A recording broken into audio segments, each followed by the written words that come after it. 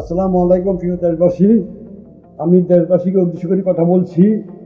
দেখুন, আমাদের মাননীয় প্রধানমন্ত্রী তারেক সাহেব যে একটা ব্যান বসাইলো এক্সট্রা সিগারেটের উপরে, এই এক্সট্রা সিগারেটটা, এই ব্যানটা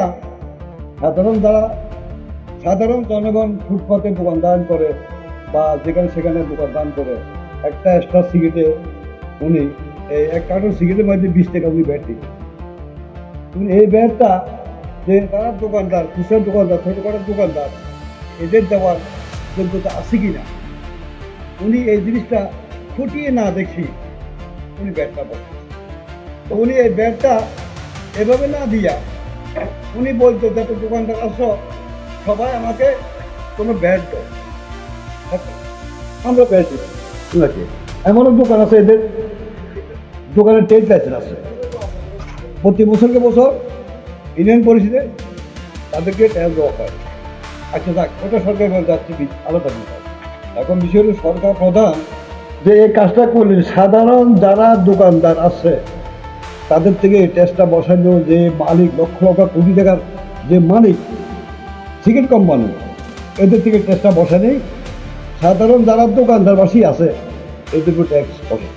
আসুন, 100টা সিগারেট বেশি একটা চা দেন, একটা সিগারেট দেন, তো উনি খাইয়ে বলে আমি তো টাকা নিই নেই, পরে দেবো।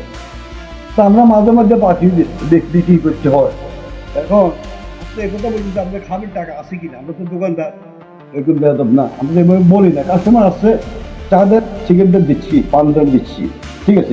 উনি খাইয়ে বলছে ভাই আমার কাছে এখন টাকা নাই, আমি পরে দিব। তো পরে দিব, এখন একটা দোকানদার কোন বিপদ থাকতে পারে, তার তো আর্থিক সমস্যা আছে। অনেক দোকানদার আছে এভাবে বসে যায়, শেষ পর্যন্ত বাকি দিয়ে দিতে। তো আমি সারা দেশে 18 কোটি জনগণকে বলবো, ভিডিওটা একটু বেশি বেশি করে শেয়ার করে দিবেন, যাতে সরকার প্রধান এই ট্যাক্সটা, যে একটা সিগারেটের শুধু দোকানদার উপর ট্যাক্সটা বসাচ্ছে উনি, যে মালিক হাজার হাজার কোটি টাকার মালিক, উনি কি ভয় করে? ওনার থেকে কোনো ট্যাক্স নেয়নি, উনি ব্যবসা বাণিজ্য করে, ওনার থেকে কোনো ট্যাক্স বসায়নি। সাধারণ যারা দোকানদার কর্মী, এদের কর্মী বলা হয়, দোকানদার বলা হয় না, এদের উপর ট্যাক্সটা কেন বসাইলো?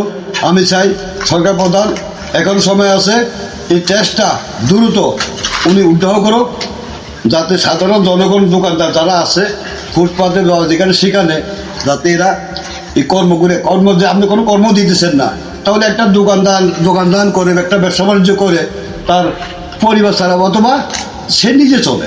এমনও তো আছে পরিবার চলে না, তার নিজের পকেট কোটা চলে, তো সেই জায়গায় আপনি পকেট কাটি নিয়ে যাবেন। তো সাধারণ দোকানদার থেকে এটা কিন্তু উচিত নয়।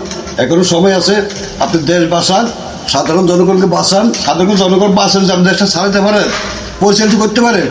আপনাকে অন্তত 20 বছর 50 বছর এভাবে আপনাকে সরকার প্রধান ক্ষমতা রাখবে। তো আপনি এমন কিছু কাজ করিয়েন না যাতে এই 5 বছর করে আগামীতে আমার দরকার নাই। তো আমার মনে হয় এই ধরনের কাজ করবেন না। ধন্যবাদ। আর কি বলবো, বিশেষ করে ভিডিওটা একটু বেশি বেশি শেয়ার করে দেবেন। আসসালামু আলাইকুম ওয়া রাহমাতুল্লাহি ওয়া বারাকাতুহু।